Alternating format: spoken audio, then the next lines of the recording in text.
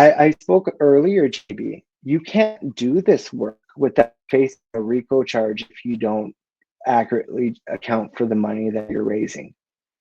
You know, it's something that moving forward into the general strike is like, how do we do this work without ending up sitting in jail for organized crime? To me, to you, James, this is not organized crime. This is me. This is community work. But to our oppressors, this is crime to them. This is something that they want to stop. This is gatekeeping to us. Yeah, it's wild because it's like, this reminds me of, it's like if you're trying to save the environment, if you're trying to make sure to preserve the environment for future generations, now you're considered to be an extremist. If you're trying to stop a 21st century Holocaust, you're now considered to be an extremist. You know, people look at those of us who are LGBTQ, who we want to love who we want to love, you know, is consenting adults. Look what they try to do to Glenn Greenwald, right? Then we're considered to be extremists in that way. It's so many different things that they're really just anything that is that's helpful to the planet, anything that is helpful to maintaining actual life in the planet is considered to be bad. And really, I find that this is the empire's last ditch effort to maintain its hold by flipping everything on its head and going, what's good is bad and what's bad is good. So death and destruction is fine. It's okay as long as it puts money in my pockets. But if it maintains the health of the entire planet and helps and becomes a catalyst for everybody to be able to not just survive, but to thrive. Oh, no, we can't do that because then it affects my dividend checks to me and my shareholders. Now, great to have you back. So good to see you. Ani Buju, Ernest Joseph Upagar Peltier the Third Indigenaka Makadewa Makandunjum and Dunjanaba Mekanakwe Jiji and Niniweg. Hi, hello, I'm Ernest Joey Upagard Peltier. I am part of the Black Bear clan from the Turtle Mountain Pemmican Band of Chippewa, living here in the deep north of Minnesota. Thank you for having me back on, James. It's been an amazing time, and it's been too long since I've been on your show. I think it's been almost half a year. Gee. Wow, I'm thinking about it. Yeah, it's been about 6. Wow, it's been about 6 months. Holy crap! Man, time flies. It felt like I was like, yeah, I had him on a couple months ago, and now I think about it, I'm like, wait a minute, that was almost 6 months ago. Yep, I think it was end of January, and we just moved into June. I got the chance to speak about how they were releasing my uncle Leonard Peltier, and it was a good little update. We didn't know much then, but you know, he's home now. He's receiving guests. If you want to get on that list, you know, send him a snail mail. His address is being posted around. You can find it quickly on the Indian Collective social medias. It should be up there as a little graphic. But yeah, he's home. It's been, you know, a good time seeing him out and about. I can't wait to make my way over there. I still have not. It's been a crazy last 6 months. Wow. Have you been able to talk to him on the phone and, you know, just to speak with him and see how he's doing? No, I don't have his phone number. It's been a hit and miss. I know he just got a phone a couple months ago. It's just I've been bashing my head in literally with the work that we're doing over here in Minnesota. My sister, my chair of my board, has been working greatly on putting in protections for our wild rice, which is a keystone species for my culture and my nation, the Anishinaabe Nation and the Ojibwe. And it's been a crazy ride over here in Minnesota. Our legislation is mixed, and honestly, when you're working with either side, it's like working with a snake. So it's been a hell of a last 6 months for us over here. I can't wait for the summer to start. Gina and I have made plans to get our way over there, and the team, our Muckwa team, wants to get over there also. And speaking of Muckwa, I am with a small grassroots Indigenous woman-led organization named Muckwa, which means bear in Ojibwe-Moan. I am one of two co-executive directors. Charlotte Loonsfoot out of the Kawani Bay of Indians in Michigan is our other, and Muckwa envisions a decolonized future with no systems of caste and oppression exist, and all beings thrive for all generations to come. You can find us out at mukwaminkana.org. Sign up for our newsletter. We'll be dropping one this week with details on Muckwa's what we did all last year. And I'm going to tell you, we were busy almost every month. This newsletter, we're going to detail out on where our money came in and how we spent that money also, because that transparency is something that's needed in the movement. And that's a huge part of what I'm talking about today, JB. Greenwashing and the art of looking like the hero while playing the villain. Let's dive into how corporations are cashing in on climate liberation while keeping us in chains. And a lot of folks, a lot of folks in the crowd already, are cued in on how big interests are meddling in our movement, sneaking into our infrastructure. The network that JB is a part of, what was once known as the Fred Hampton leftists. And many of you are aware, I just said, I'm Leonard's nephew. He's a well-known victim and political prisoner thanks to COINTELPRO, the government sneaking into our social movements. Honestly, it's plain naive to believe that any of our movements or infrastructures are free from the prying eyes of any three-letter agency, the FBI, CIA, or any of the big money influences that come with that. My first appearance on the show, JB, we explored how hemp could potentially transform our struggling global economy into a thriving local one. And a significant portion of that conversation, of that discussion, JB, we focused on Elon Musk and his high-tech company, Tesla. James, we've been crapping on Elon Musk before it was cool. I'm just saying. We were critical along, highlighting how these advancements that he's been doing are actually far more detrimental to the environment and society than, what's being advertised. Think about it. There are issues of slave labor in the Congo because of this, and land seizures here in Minnesota, Wisconsin, and numerous tribes across Turtle Island for those so-called green tech, for those minerals. The system of Western imperialism is a monster. And we all know that those big corporations have infiltrated to the root and to the core of our climate and environmental spaces. And it's easy, really, really easy to call out individuals like Elon Musk because he's there in our media. He was part of the administration, just luckily out of it now, but also pointing out at Bill Gates and a lot of those billionaires and millionaires that are cruising around in those yachts that are one of the worst ways to to move around Mama Key, Mother Earth. All of these fossil fuel companies and these mineral extraction companies who are actually eating up our green subsidies and using those subsidies and using their business to manage that just transition in the economy, that green economy that I'm so invested in, and prolonging that transition to that just and sustainable economy.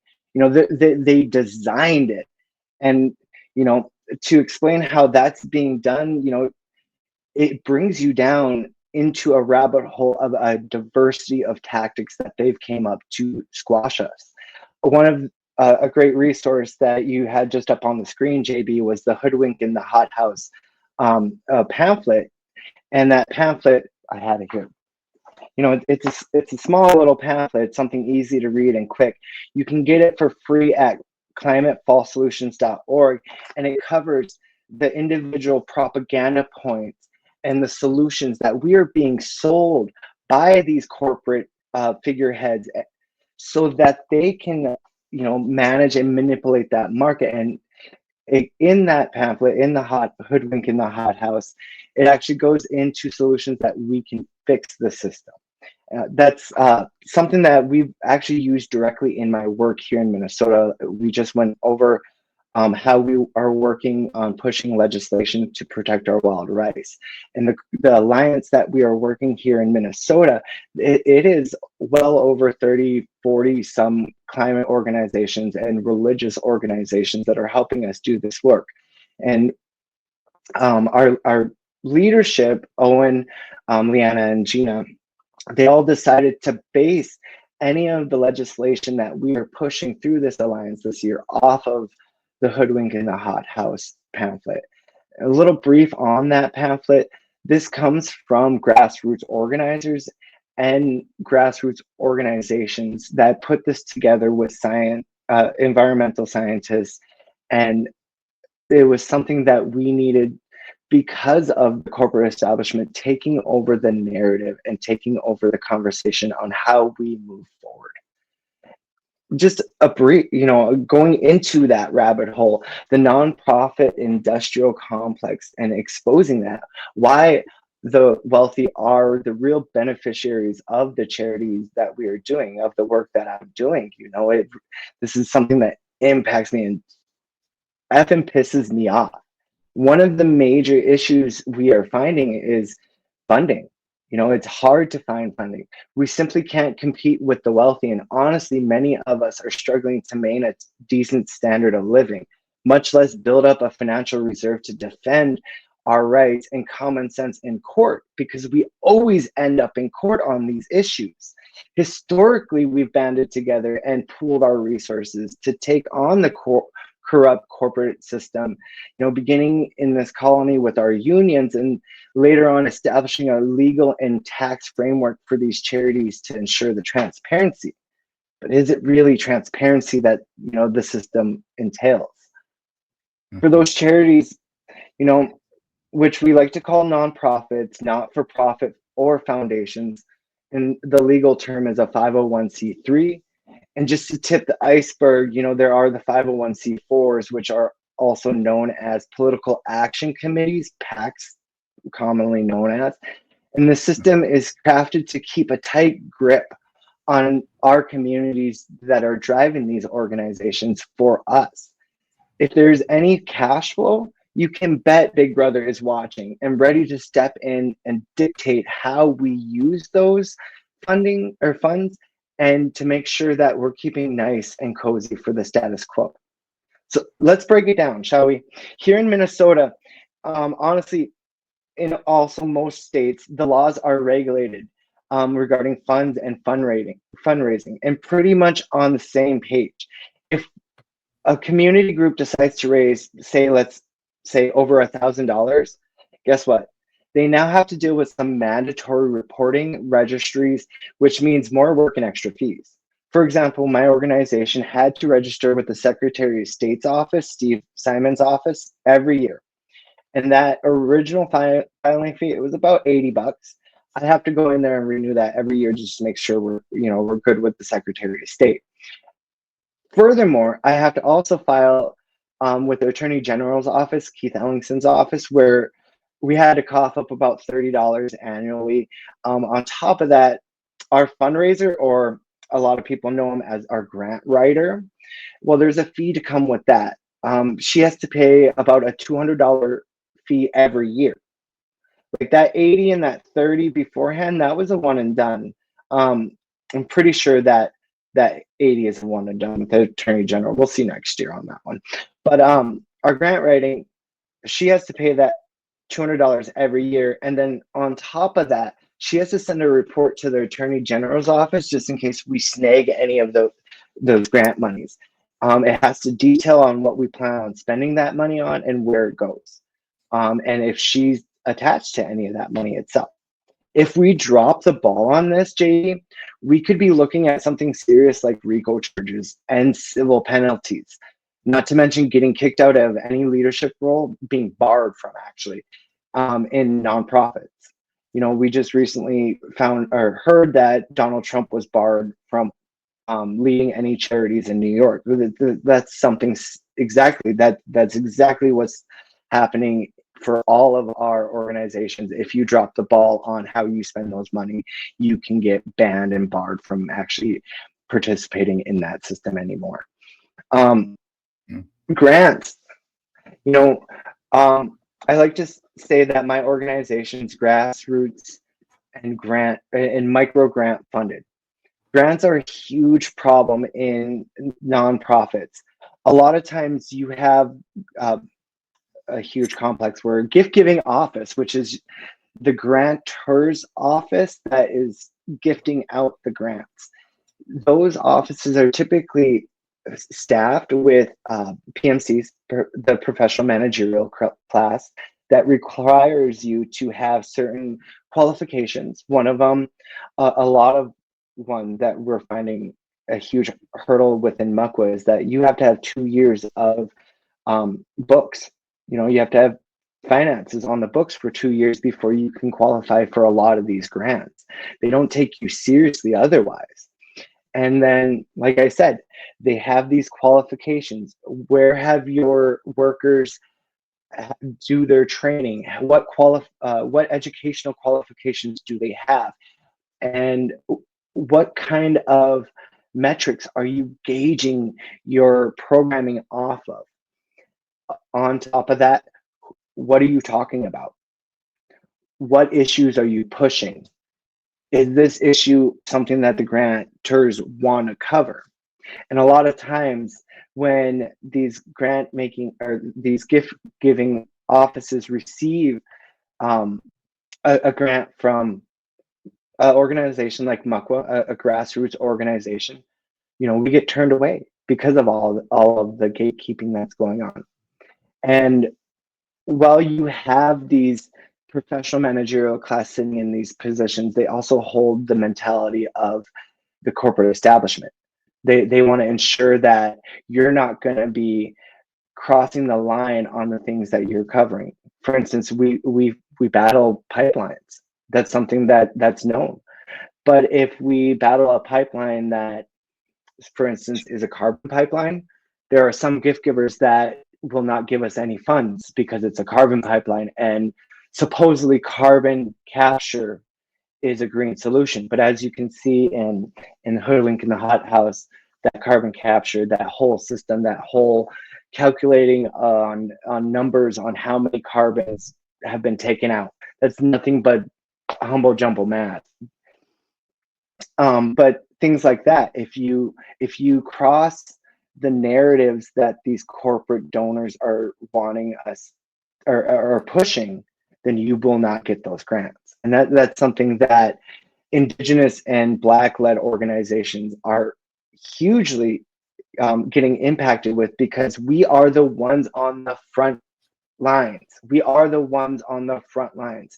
When we talk about the climate in general, this is what spurred my conversation with you, James, to get me on the show, is when we talk about climate, people look at those people like Elon Musk and Bill Gates and associate the climate with rich people, the climate movement with wealthy people that are managing and manipulating the industries to keep where it is. That is not the climate movement. The climate movement is Indigenous and Black communities and communities of color. Why? Because that's where all of these rich people are putting these extraction projects and where they're digging up all of our minerals from. It's where we live. That's where, and James, we can talk about it.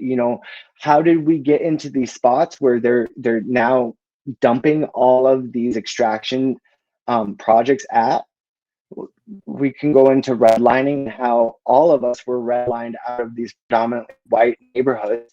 And that's why you have these refineries being built up in Texas, right in Black communities, right in Chicano communities. That's the challenge. What we face is that people think that, oh, you're Greta Thunberg, and no hate on Greta, she's doing some amazing stuff right now. but it's like you're that naive rich person with privilege that has nothing to say, who's cruising around on their yachts. That's not me. That's not who that's not what I was taught, and that's not my focus. I don't consider myself a climate activist. Actually, I really hesitate because I'm your average Joe. I don't know shit about, as part of my language, but about the numbers of necessary carbons in the atmosphere to keep us in a healthy, safe range, or the ozone layer being eroded away in the 70s, 80s, and 90s, and how that happened and how that got fixed. I'm not your climate scientist, so I don't like to say I am a climate activist. I'm an environmentalist, and to me, that's focusing on the environment, like our local communities, the environments that we live in. And that's why I say, the climate and environmental fields are the Indigenous, Black, and Chicano, the communities of color, because that's where they're putting it. And we focus on not the numbers of the fancy scientific numbers. We focus on the actual real life damages that we can visually see that's happening to our surrounding areas.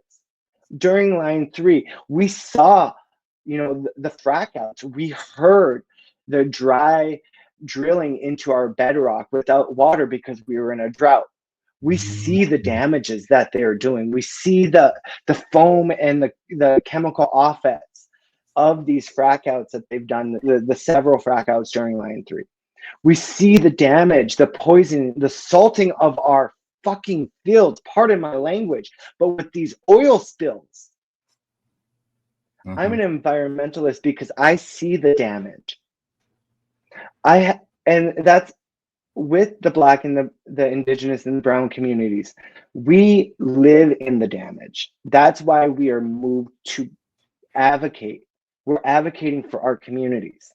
And the wave, and that over the last 20 years, I would actually, say a lot attributed to Standing Rock, the No DAPL push, a wave of grassroots organizations have sparked up.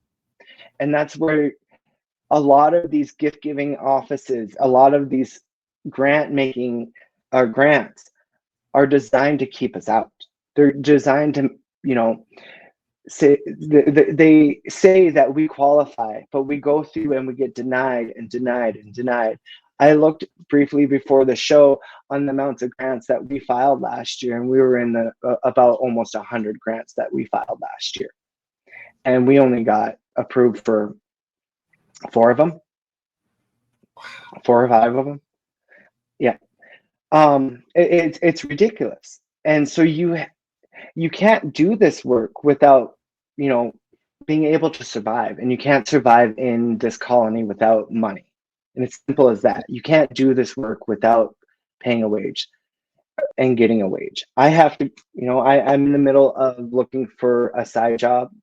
I told you I'm a co-executive director of Muckwa, but a lot of our work is done volunteer. A lot of my work has been done volunteer. Yeah. That goes to the majority of Black and brown organizations across Turtle Island. We don't get the funding, but we still do the effing work. We still do the effing work.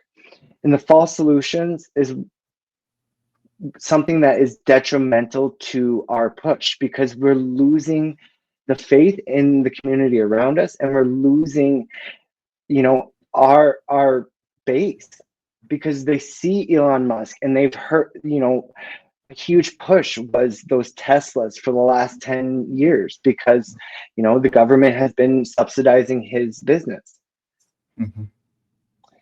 And you hear the Republicans, not to play left or right or red or blue, but you hear the Republicans rightfully calling us out for false solutions that our organizations and our left leaders are pushing. These false solutions, they cause so much detriment. Going to legislation about 4 years ago over in Germany, which is greatly impacting the German economy right now is the transition over to a more green steel melting process, which, you know, I'm okay with that. Let's find green solutions to smelt these minerals. What happened alongside of that is there was no plan for the labor to keep their jobs or transition into a new job. So they put in this mandate that all of these refineries for steel had to transition to this technology. But the false solution was leaving the labor out of the conversation. That made the labor of those steel factories effing hate us. That turned them against us. Yeah.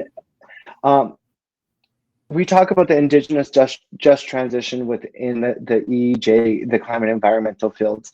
And that just transition, you can't leave out the economy conversation. You can't leave out the labor conversation. Yeah. And you can't leave out how we break up the current global system. And a lot of these false solutions that are being pushed to us, you know, keep us into that that current mechanism. Mm-hmm. You know, that reminds me of when they were talking to Hillary Clinton. I think it was back in 2016. She was talking about doing climate, more green solutions, and the question was to people who work in the coal mines. Okay, so what's going to happen with the coal miners? And she was basically heartless and basically saying, well, you know, we just got to get rid of the coal mines, which, you know, on its face, I do agree. We have to stop using the coal mines, but what are you going to do for those workers? The problem is that, yeah, the workers are, you know, working in an industry that also damages our climate. But at the same time, it's like you have to switch things out. You can't just stop, you know, the economy cold turkey without switching to something, you know, that will actually benefit, you know, them economically as well as us when it comes to the environment. You can't do that. And that's one of the biggest issues with a lot of the liberals is that they will push forth these climate solutions. And I honestly think that they do know that if they push forward without a just transition, it's going to get rejected. And I think they're counting on it being rejected so that they can dangle that over our heads and go, see, we tried, but the Republicans doing this and doing that. And next thing you know, it's almost like a tug of war. When in reality, there is an answer that would actually satisfy the working class as well as satisfy bringing our environment back into balance the way it's supposed to be. I think we can do both. It's just there is some nefarious things going on, especially with the corporate dictators, where they want to finagle things to make it seem like they're doing something good, when in reality they're not.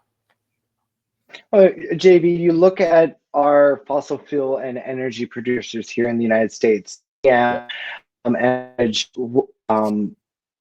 all of the co-ops, a lot of them also are taking green subsidies to create green jobs, to create green energy, those solar panels. And last time I was on, we talked about how these solar panels are attributed to part of the ongoing genocide in the Congo. We have the technology nowadays. We've had the technology for at least 2 to 3 decades to transition. Right now, currently, the U.S. military is purchasing up batteries to put in Humvees and drones. And get me, I am so effing. I am so agitated that, you know, they're going into drones to go bomb more people. This solution is doing this. But that's how it's set up, is that they want the market, so when they're ready to transition over, they're going to transition over. And if we actually want the jobs, we're going to have to fight for it. And that's what we're finding out here in Minnesota. A lot of the Alliance Coalition members have been battling the data centers that have been introduced here in Minnesota. There's at least 5 that we talked about during the conversations in St. Paul. And my thought on data centers is, like, I talk to my Siri almost 3 or 4, 5, 6, 10, 20 times a day, asking the weather, asking like how far is this town from my town, asking what movie, just general questions to AI. And these data are something that in this day and age is a necessity. But looking at how detrimental they are to environmental and social economies around us, it's terrible. But I know that we've had this technology for 3 decades. These supercapacitors that are outside of these warehouses, they could be made from hemp biogel and hemp filament, and all you need is aluminum, which is recyclable. These warehouse buildings that are and should be sided with hemp carbon-based solar panels to collect all the energy that is needed to produce. Right now, they're at one of the data centers near the cities is asking for 250 industrial diesel-sized generators. And to me, why do you need 250? They're saying it's for an emergency sake, just in case power goes out. But we see with the data centers over in Texas that at least half of them to 2/3 of their data center generators are going nonstop. And that office of the diesel in our air isn't, doesn't match what we can actually make out of green materials. Instead of 250 bio or diesel generators, why don't we go to biodiesel? Why don't we go to solar arrays to make up the missing energy that these data centers need? And speaking about these data centers, we talked about how they're made out of concrete. That is an extractive material. That is, people don't realize that's part of mining. We can make hempcrete. Those buildings could be 10 times stronger than still if we're using hempcrete, and they would absorb carbon in the atmosphere and store it safely instead of having these carbon pipelines, instead of butchering all of our trees, instead of unearthing land and pulling out the minerals that you just want for A, B, or C projects. The technology inside of these data centers, from the microchips that the Democrats a year ago dumped a shit ton of public subsidies into, could be made out of biomaterials. We choose not to, because we are abiding to the corporate establishment and their soft solutions that they're selling us.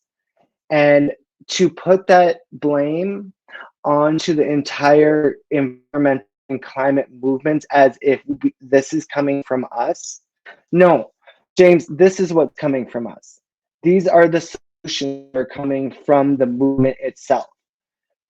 Don't listen to Bill Gates.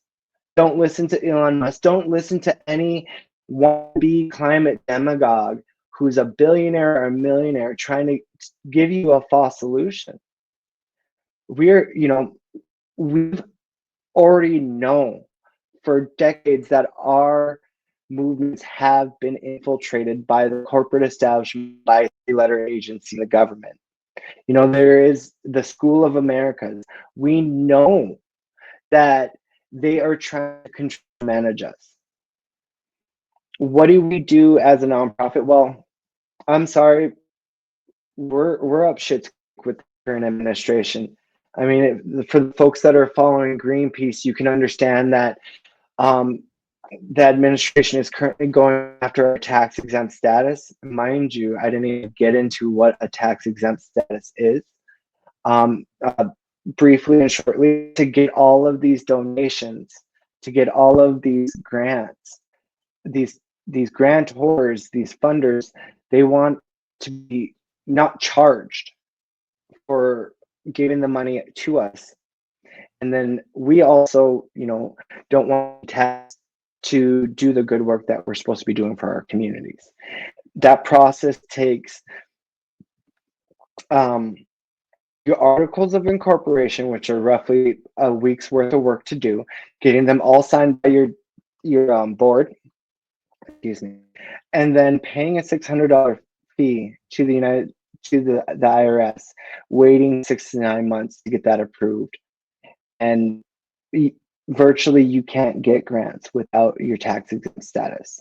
Muckwa, we haven't gone through the process yet to get our tax exempt status, and we use the system called a fiscal sponsor, and fiscal sponsor is it's a larger organization that can handle the capacity to go over your financial, over your books, and then also is a pass through agent for all those donations. For instance, if we get a donation or get a from a funder, it has to go first through our fiscal sponsor before it can come to us. Mm-hmm. Going through those steps, going through those hurdles, trying to keep, all of the logistics and all of the legal warnings that come with organizing in your community. I spoke earlier, JB, you can't do this work without facing a RICO charge if you don't accurately account for the money that you're raising. Mm-hmm. It's something that moving forward into the general strike is like, how do we do this work without ending up sitting in jail for organized crime? To me, to you, James, this is not organized crime. This is me. This is community work. But to our oppressors, this is crime to them. This is something that they want to stop. This is gatekeeping to us. Yeah, it's wild because it's like, this reminds me of, it's like if you're trying to save the environment, if you're trying to make sure to preserve the environment for future generations, now you're considered to be an extremist. If you're trying to stop a 21st century Holocaust, you're now considered to be an extremist. People look at those of us who are LGBTQ, who we want to love who we want to love, is consenting adults. Look what they try to do to Glenn Greenwald, right? Then we're considered to be extremists in that way. It's so many different things that they're really just anything that is that's helpful to the planet, anything that is helpful to maintaining actual life in the planet is considered to be bad. And really, I find that this is the empire's last ditch effort to maintain its hold by flipping everything on its head and going, what's good is bad and what's bad is good. So death and destruction is fine. It's okay, as long as it puts money in my pockets. But if it maintains the health of the entire planet and helps and becomes a catalyst for everybody to be able to not just survive, but to thrive. Oh, no, we can't do that, because then it affects my dividend checks to me and my shareholders. And that's the part that really grinds my gears, is the fact that, and not even in a perfect world, in a good world, organizations like yours, organizations like many others who are doing the work, not just in climate, but also in mutual aid and things like that, they will be, the government will be pouring billions of dollars into them so that they can do more. In fact, the government will be helping out and doing it themselves as well. In a perfect world, yes. And we need these organizations in a perfect world, because we'd already be engaged and our government would be reactive to our needs. But you're right, James. This is the death rattle of the dying empire. And they're going after every red that they can take from us, and going after the nonprofits who are the movement's infrastructure to actually defend ourselves against these attacks. It's your nonprofits who are fighting this administration in federal courts. This is the only way we can afford it.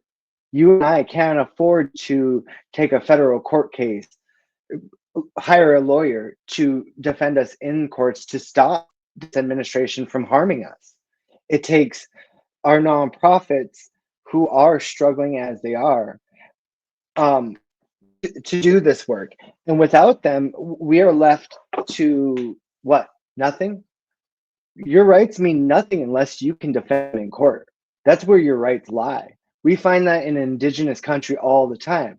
Every time we battle a court case, it's not us battling it. Truly, honestly, it's not, tribe of this tribe or this tribe or that tribe fighting this state.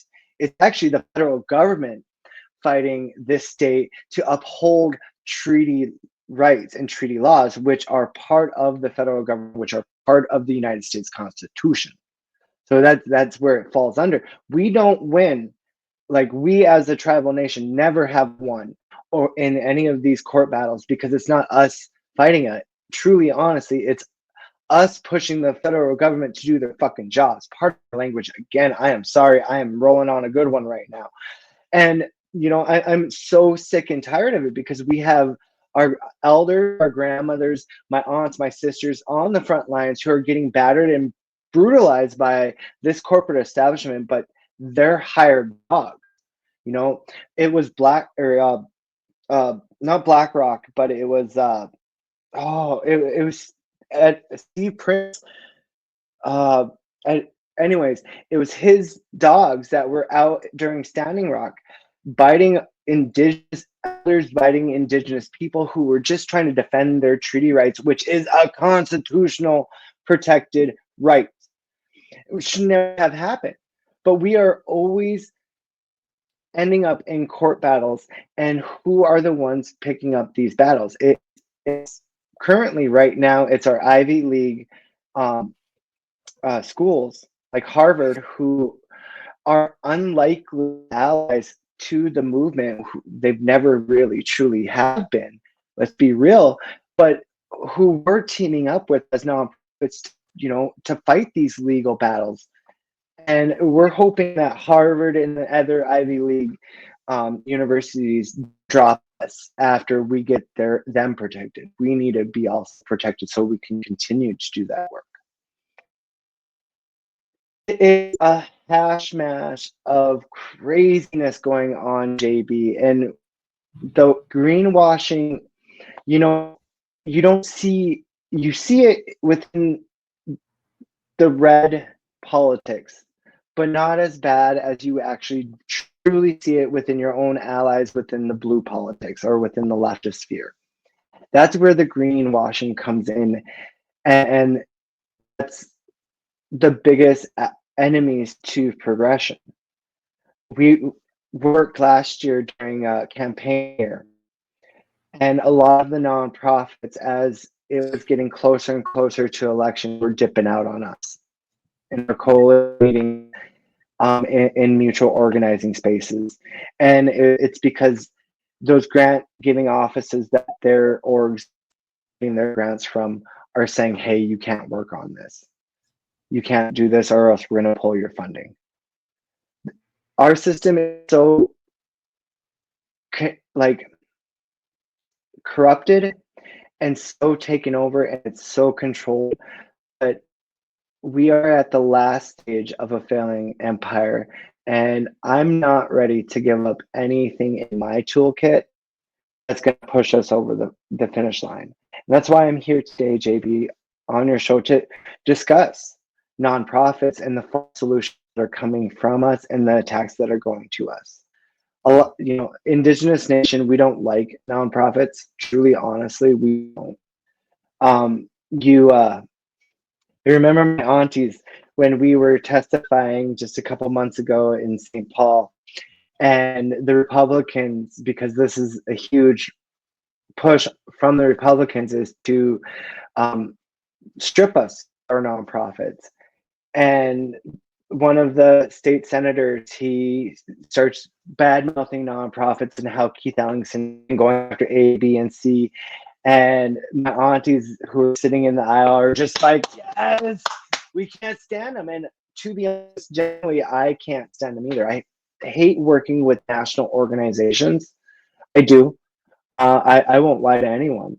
Like 350 is on my shit list. They've always been on my shit list. 350 National, after watching Michael Moore's documentary on the climate organization, if you haven't take a chance to watch that. It's free on YouTube. It shows that the Bill McKibben's, and I know Bill personally, he's gonna freaking hate me if he sees this, but he made millions off of false solution. He made millions of selling peat moss, which is a bog, and our bogs absorb absorb carbon more so than forests do. And he made millions selling peat moss to big businesses so they can sell it as a side fuel. And I can't stand organizations like that. The reason why we have this book is because of our organizations have been infiltrated and people are trying to make money off of it. Within my organization, my board, on a push from myself, we put through what is it called? Or organizational wide wage, locking everyone in place at $5 an hour if we actually get the money in, and that means myself as executive director, I'm going to be one of the lowest executive directors in Minnesota. I'm okay with that. I'm actually okay with that because I can live off of that. I have a spouse who works full time. We have no kids. I know executive directors within a nonprofit that make $300,000 a year, $400,000 a year. There's one executive director that's in the back of my head who pulls home almost $900,000 a year. $900,000 a year. And to me, that's obscene. Like that, how? Like, I'm stuttering to find words to even explain how I'm thinking about this because it's so aggravating. $900,000 a year is the equivalent of what I'm asking for to fund for a year. That would pay for my 7 staff members and myself. And that's just one executive director. And that's where we go around in this circle of who's sitting in those giving offices, who's sitting in the executive level of these organizations. They are PMC, they're professional manager class, and they don't want to lose their power, and they don't want to lose that system that keeps them in power. Yeah. I'm a college dropout. I'm running an organization. I'm doing all the paperwork. I'm doing all the tax stuff. I'm learning things that you'd learn in your second year of an administrative degree. And I had to learn it with our best friend, YouTube and Google, because that's how we learn in the United States. We're priced out of education.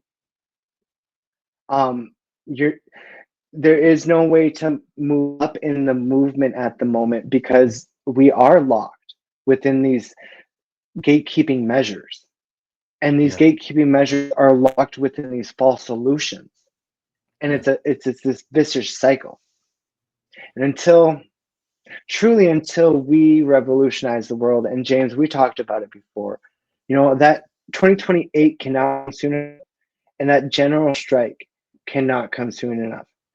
And I've said it, that general strike, it's just not one general strike. Hey, we did it for a month and we're done. It's an era of general strikes. Yeah. We're talking about 3 to 4 years of 2 to 3 month shutdowns every couple months until we get all of the coalition needs and our community needs met. And we're talking about false solutions and talking about general strike, and we know this is based around the unions. And as much as we can point our fingers at nonprofits, we can take that very same finger and point it at our unions. After Taft-Harvey was implemented in the 70s, our unions have been taken over. And our union members know this. This is why union organizing is roughly 8% of United States citizens. How do we do this without having the unions, and without having the Democratic Party take over the narrative and push their false solutions to water down our negotiations.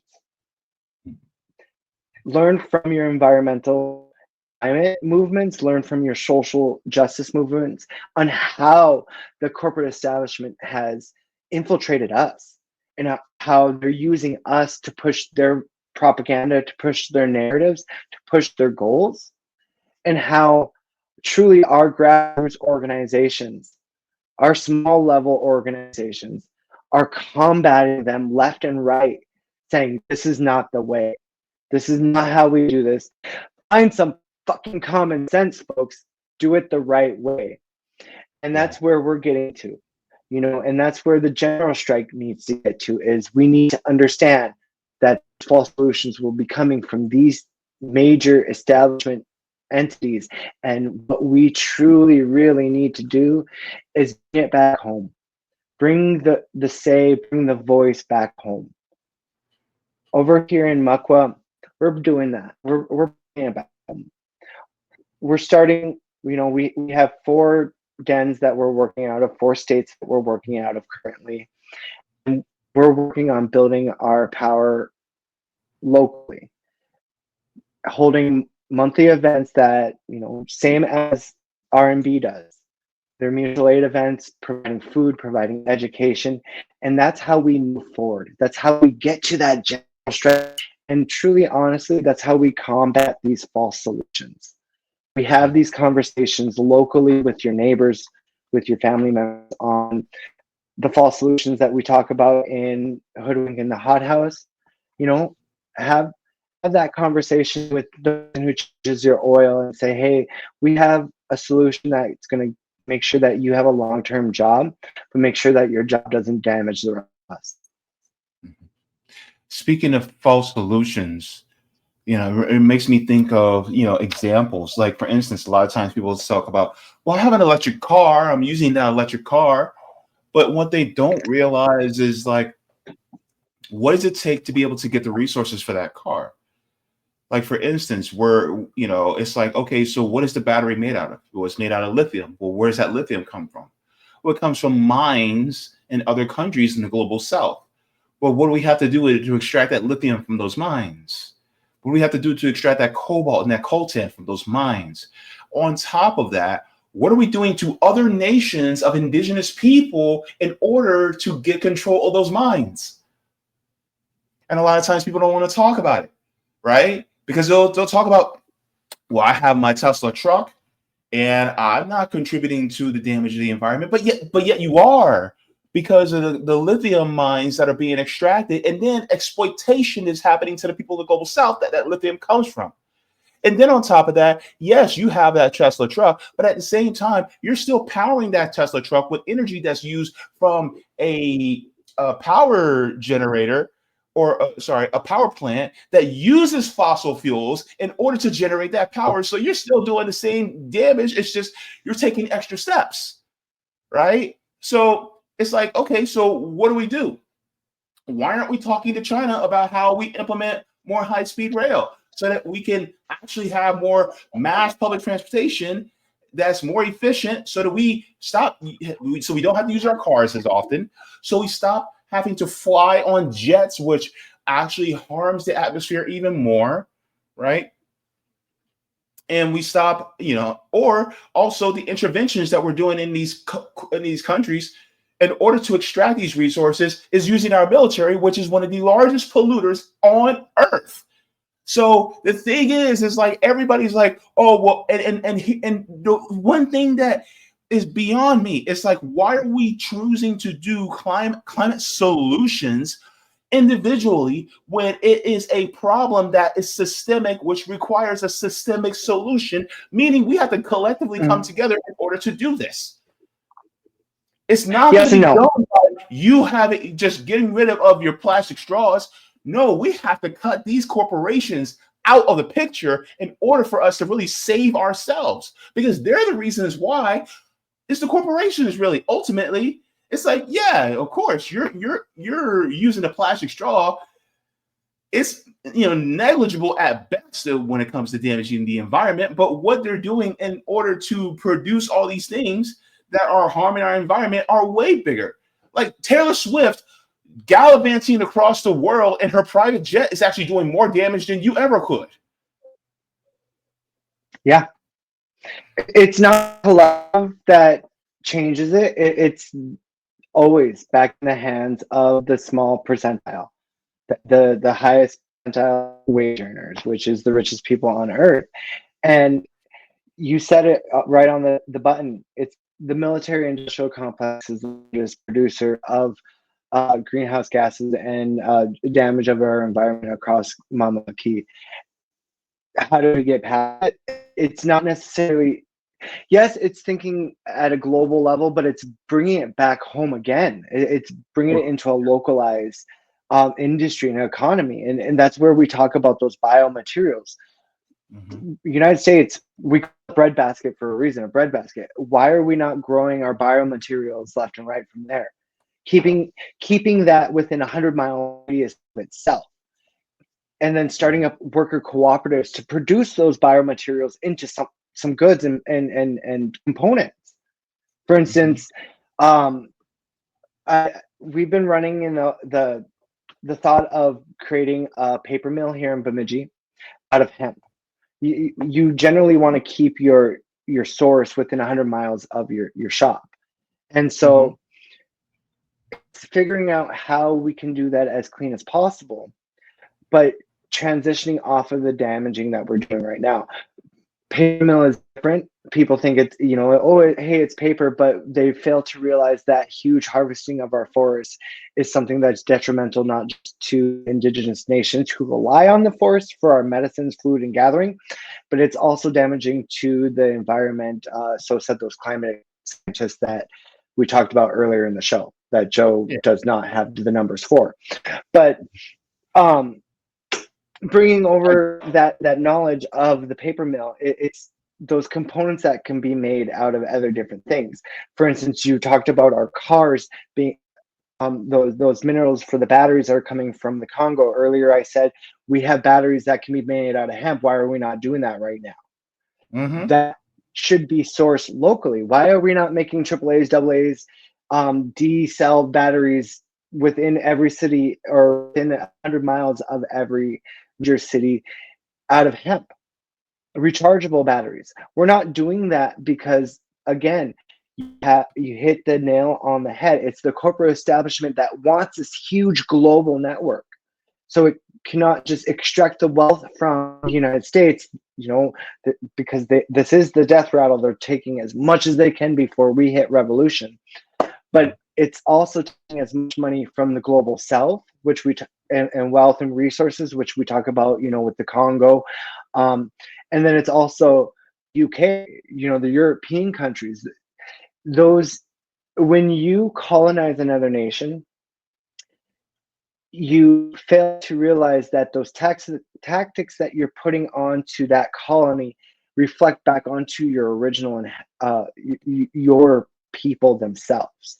That's why we see the echoes of the global capitalist establishment here in the United States echoing over into UK. We see that they are battling the same type of corporate oligarchy. In fact, a lot of the same people in that corporate oligarchy. Larry Flink from BlackRock is purchasing up wealth and businesses left and right, not just in the United States, but Paris, France has done a godsend when they ran into the BlackRock headquarters just a few months ago. And then, it's similar to that across Mama Key itself. And so to move past this whole system, we need to break it up. But that technology can be shared globally. And China does that at feats. We talk about country development and how we develop countries as a colony. Look at Venezuela, how we butchered them. Look at many different Southern American countries that we have done nation building efforts in. United States nation building efforts result in cartels, they result in organized crime, desperation, and countries that are destabilized, which results in all of the immigration and we're now because people want a better life and they think we have it here. We really, honestly, truly, not by much, not by much. But the way that China does nation building, look at their negotiations exactly with Venezuela on how they were going for 1-to-1 for the oil crude in Venezuela for the technology to get them off of extractive materials, solar panels, and so forth. So it's like, yes, we're going to utilize your minerals to keep our system going. We're going to teach you and give you the resources so you don't have to utilize those minerals, and so you can have something in the future. So your people can have something in the future because these are not infinite; they will run out. Yeah. Well, it's really more of a symbiotic relationship instead of a parasitic one, right? The West tends to have a parasitic relationship, especially with in not only indigenous nations but African nations as well, versus ones like China, and for all intents and purposes, Russia a little bit too. They tend to have more of a symbiotic relationship, meaning, it's like I will give this to you if you give this to me, and then it's mutually beneficial. And a lot of, like, for instance, what countries like China are doing is they're giving more climate friendly solutions for these African countries. They're saying, you know what, we're going to build railroads so that it transports your people even better than just supplying you all with cars. And don't get me wrong, like, I think a lot of the cars that are coming out in China are pretty cool, but at the same time, like, I think like the most beneficial thing, for countries like ours, is to have things like the high-speed rail, or have like the video I was just showing about hempcrete, which is basically hemp, being made into building blocks for homes and buildings, and how it's fire resistant, right? And so this is something that I think that is. It's not. The crazy part is it's not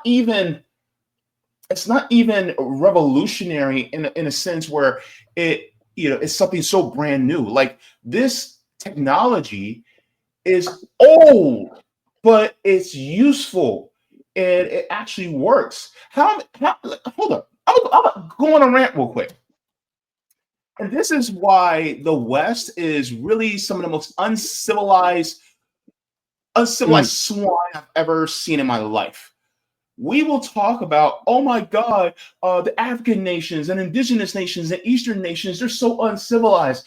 But then once scientists actually do the study, like for instance, oh my God, in Africa, they make their huts out of mud. Now we're going, you know what? That mud is actually environmentally sustainable. Who'd have thunk it? And then next thing you know, they're like, yeah, because that's what we have been using, natural stuff instead of all this artificial stuff. And so guess what? Our areas are more environmentally sustainable. Even though it looks primitive to you, it actually works.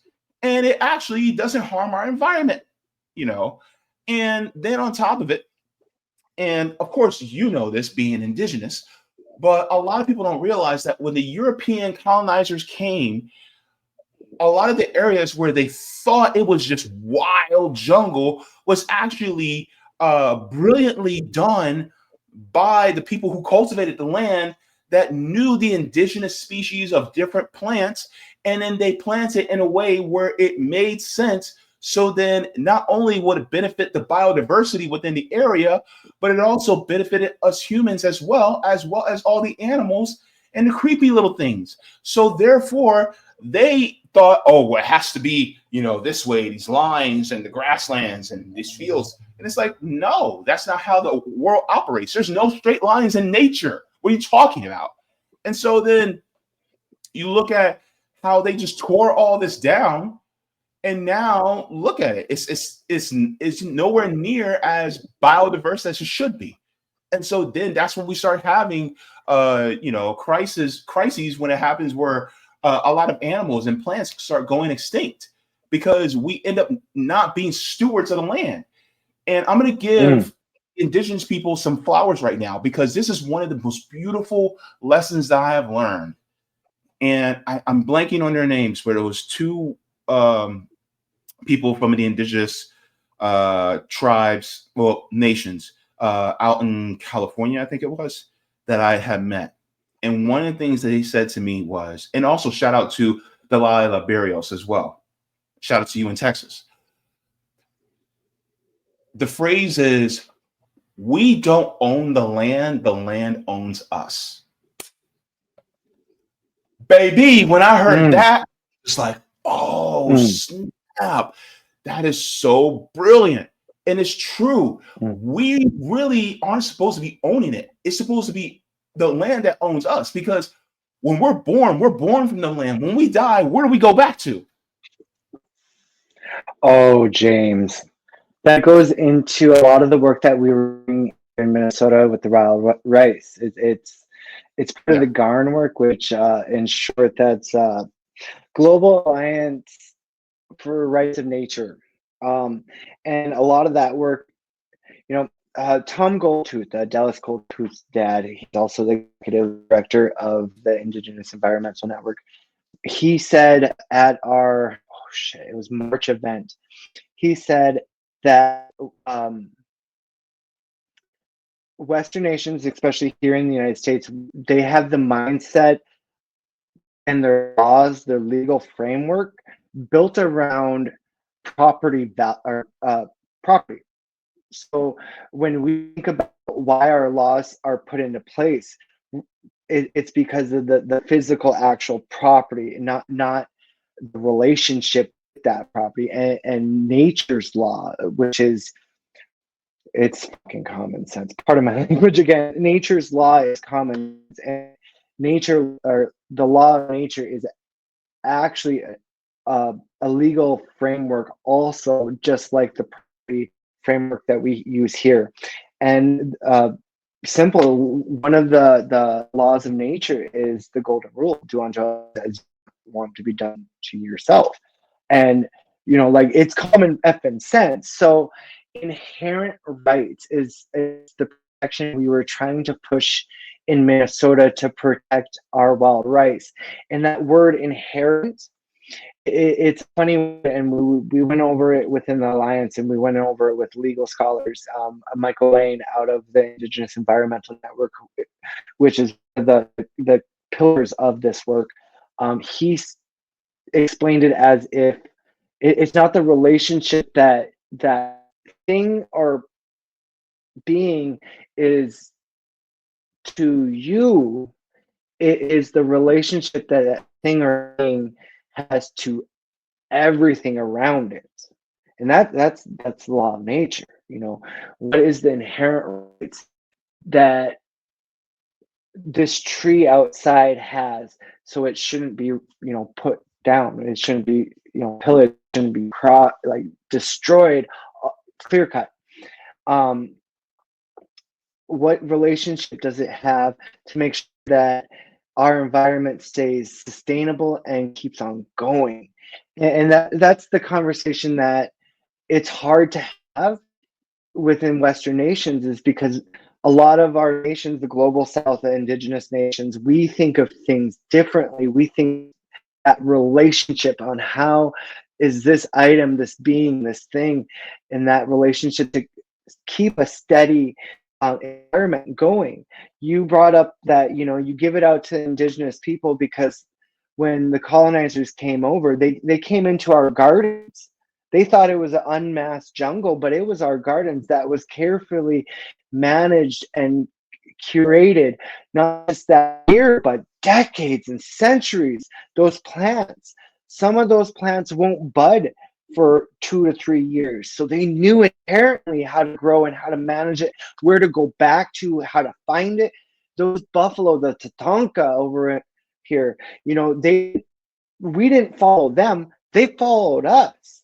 We domesticated that technology that us indigenous people integrated into our environments. And that's where we need to think about these solutions now, is how do we integrate current day technology into our environments where it causes our environments to be sustainable, but also complements our environments, and it uplifts our communities at the same time.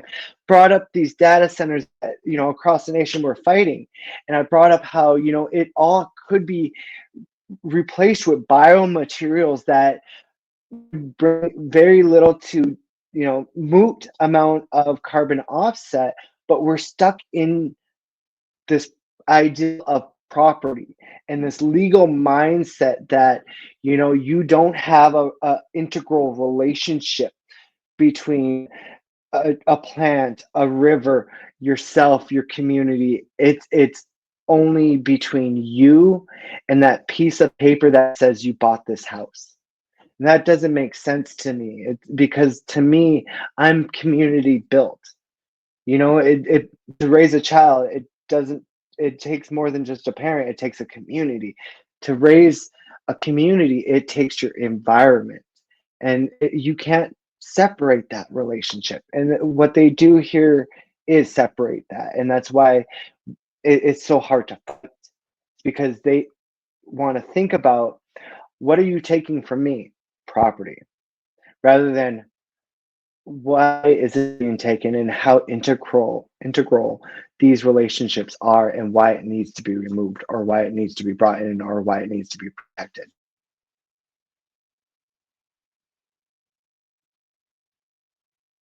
You're on mute. This just makes me think, what you just said. We don't live on the earth. We are the earth. Yeah. It's like, because when people talk about, oh, we live on the earth, it's almost as if we're temporary occupants. When in reality, if you look at every single element that we're made of, it exists on this planet and has always existed on this planet. So therefore, we are the organisms. And it really makes sense when you say Mother Earth, right? It makes sense, because it's like, okay, we are from this sphere, right? And that's the beautiful part. But the fact is that we're separating ourselves from not only the earth that which we are a part of, but we're also separating ourselves from each other, which is really anti-human, anti-earthling, really. And so, these climate false solutions are making us think that we're doing right by our planet, when in reality, it's really just rusing us into doing right by the corporations and keeping us separate so that we can maintain some type of convenience, when in reality, it's like, okay, our connection to the earth is what actually kept us healthy. Our connection to the earth is what kept us mentally being able to connect with other human beings, so that when it comes to mental health and emotional health, then, we're actually better off. And so ultimately, relying on a system that separates us from it and, thrives on profit, really is, it really is almost like an alien, from a distant planet that has infiltrated the planet.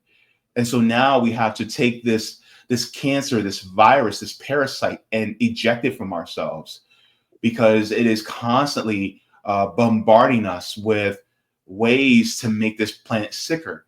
And it's happening to us, like, even to the point where there start to be holes in our ozone layer. We started seeing more climate change.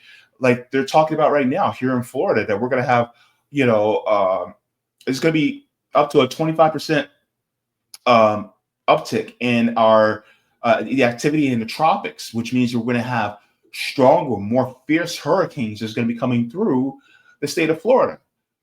And Florida is a very unique place, because we are one of the only peninsulas on this, on Turtle Island.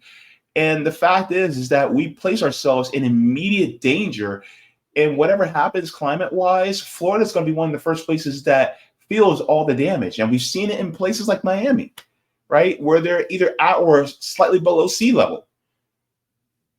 You know, this is why depending on real climate solutions is really what will save us. But that this also means gleaning the knowledge from indigenous groups. And by indigenous, I'm not just talking about indigenous on this land, I'm talking about in Africa too, right? Gleaning from the people who have been, living off the land for centuries and centuries, and gaining their knowledge, and then using that knowledge in order to build ourselves up collectively as a society, because that's the only way we're actually going to save ourselves.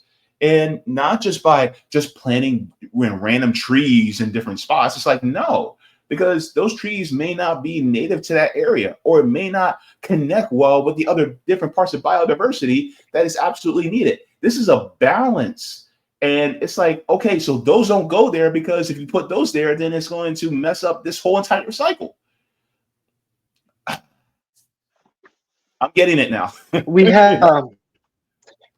have a gardening tactic, or a story called the Three Sisters, and I don't know exactly how the story goes, but the story revolves around three different plants: beans, corn, and oh my God, my sister's gonna kick me in the ass for forgetting this one. Beans, corn, and squash. I think it was. I think it's squash, and they all have a symbiotic relationship grown in the same patch. Corn keeps the squash covered. The beans, I believe, just track rodents and mice, and they all work together. They're cohesive, And for a real solution to come out, it has to be something that complements, builds up, and is sustainable. Like the Three Sisters, they help each other out. They have that relationship. And our solutions need to have that relationship to actually be something that is going to be beneficial and sustainable for us all. And right now, the solutions that have been pandered to us, they are rooted in property and imperial or Western imperialism. There's no easier way to say that. Is we have been colonized.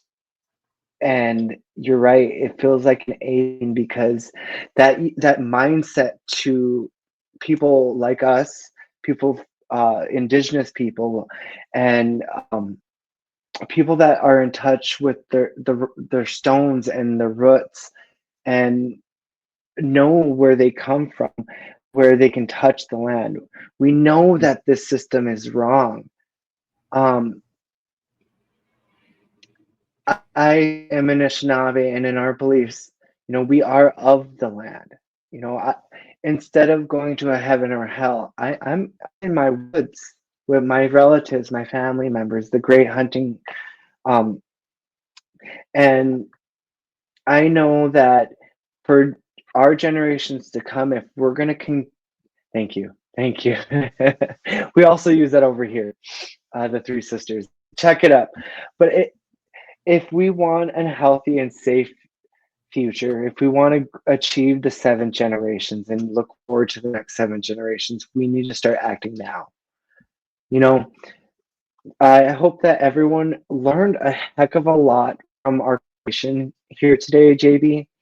I know we were all over the place, but we were covering, the central themes of these false solutions, where they come from, how they interact with our communities, how your community organizers and leaders are working within that system to better your community, better your family, advocate and build up your voices, but understanding that that corporate establishment is there and is always going to be there until we root it out. And they will infiltrate, they have infiltrated, they hold the narratives, and you have to look for the truth. You have to look for the honest solutions that are going to build up your communities.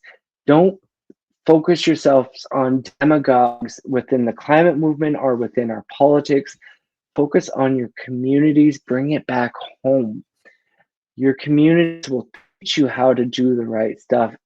Have that voice. Be democratic about your decision making. And you know, the biggest thing in my job is not teaching people on my cultures or teaching people about my beads and my pearls, but helping people find theirs. And you're, James, I don't have to help you find yours. You are so rooted within Africa and your culture and your beliefs that I feel it over here, but it's our white allies that who have for 500 to 1,000 years have been so ingrained within the colonization efforts of the world that are stuck and thought that they originally were tribal people. They were tribal people. They had democratic decisions in their communities. They didn't rely on a king or a president. They relied on their communities for the resources and for the answers. Let's bring that back and remind everyone where you come from. Teamy, good for having me on. I know we went over our 45 minutes by a good 15 minutes, and it was a good one. I would love to come back soon. James, sorry to close this up. I actually really have to get to my next coalition meeting. And yeah, anything else? I can give another 10 minutes if there's any questions that you have of me, or if anyone in the chat has any questions before I dip out. Yeah, just one question from somebody, and then we'll head on out. Let me see. I just have one question from. Let me see. I wanted to get to this one. Okay. Jacqueline asks, are you working with other environmental organizations in other parts of the world? Gina and I just attended the Tribunal for the Right of Nature work in Toronto, which GARN itself, I talked about it previously, which is the Global Alliance for the Rights of Nature. That's global. We had conversations with folks from Central and South America. There was a group that testified from South America. There work with well, excuse me, our fiscal sponsor, earlier in our conversation, grab what fiscal sponsor is, but our fiscal sponsor is the Indigenous Environmental Network, and they work at a global level. And they do a lot of work with the UN. And I personally, we watch the ICJ, the International Court. A lot of people don't realize and understand that my life is on the line if I go out of the country and go testify for UN stuff. Not just mine, hundreds a year, maybe even more than that. You can Google it yourself, but hundreds to thousands of environmental indigenous people or environmental activists that have gone to the UN to testify in front of these courts. They go home and they get murdered. They get assassinated by either the corporations that are in their area or trying to push their stuff. And there's no recourse. There's no protection from their governments. So, I've lost faith in the international courts. I've lost faith within the global system. And that's why, let's bring this back home. Let's bring this to a local level. Mm-hmm. And then just two more questions popped up. This one's from Gina Peltier. Says, what can we do from home to support the movement? Well, donate. Like I said, we're grassroots funded. I am broke. Would like a paycheck. Outside of that, because a lot of us are also broke and would like a paycheck as well. I love me some desk warriors. I love people who are sharing and liking our content. I mean, JB, you can say the very much same, but it's more than that. So we did a lot of calls to action over the last couple months to easily go to a website that put in your address, put in your name, put in your phone number, and it already has a pre-written message that you can edit to fit yourself. But just hit send, and it sends an automatic email to your representative, your legislators, hell, your governor. And what does that take? More than 2 or 3 months out of your day just to just tell your elected official what's up, knock it the fuck off. Pardon my language again. Um, that's one of the most powerful tools I would have to say that you can do from home is harass your elected officials. I ain't no friends with them. Call them all the nasty names and tell them how to do the effing job. Another thing that you can do from home, mutual aid. Go through your house, go dig through your old clothing, find a local network where you can go drop this stuff off. We have tons of homeless folks that need clothing, that need and college students who need furniture. If you have stuff that you don't need, don't have no longer use for, there are needs that need to be met in your own local community that will build up your local community and make it stronger. Don't rely solely on national organizing or even your nonprofits in your local area to do the work. Go look at where that money is going to, look at who those resources are going to. As a grant writer, as a nonprofit executive director, I will guarantee you some of the places are not the best, and they will use the stuff that you're donating to turn it over for a profit so they can turn that into something else. Is that the best way of doing it? I don't think so. But there are many different ways. But yeah, Desk Warriors, donate your time and fill out those call to action emails. Good one is to call and text your elected officials. And I don't know. I think that covers a lot of. There should be an AIM chapter in every state. If you're Native American, type to the AIM chapter, check them out. If you're from our Black communities, there should be Black Panthers chapters all across the United States that are easy to link into. If you're part of the Chicano communities, please link into your Brown Berets. These are actual grassroots organizing without the nonprofits, without the funding, without the grants. How they do it, I'm not getting into that business. Don't ask me. But tie into them, start organizing with them, link in locally. All right. Thank you so very much for joining. Joey, it's always a pleasure to have you. And you're such a wealth of knowledge, as well as, your compassion shines through. So I'm going to make sure to have you back on. And it's less time than 6 months, but thank you so very much. Shout out to Gina and Tyler as well. Please give my love to your family and your loved ones, and also a special hello to your Uncle Leonard as well. Thank you so very much for joining me. Chimigwij, Kigawagamin, Minawa. All right. Take care. Thank you so very much for watching my channel, and I deeply appreciate it from the top and bottom of my heart.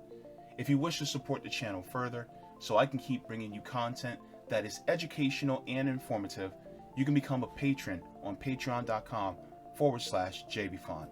You can find that link in the pinned comment or in the description below.